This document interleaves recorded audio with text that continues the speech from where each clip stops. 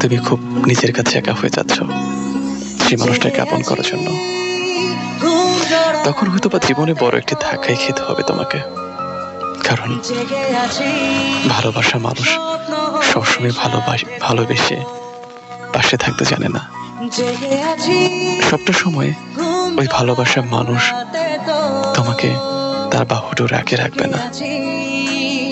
জীবনে কোনো না কোনো সময় তুমি ঠিক বুঝবে যে মানুষটার জন্য তুমি রাত জেগেছিলে সেই মানুষটা অন্য কারোর জন্য কিংবা অন্য কারোর সাথে সুখের নিদ্রা কিংবা সুখের রাত্রি যাপন করছে।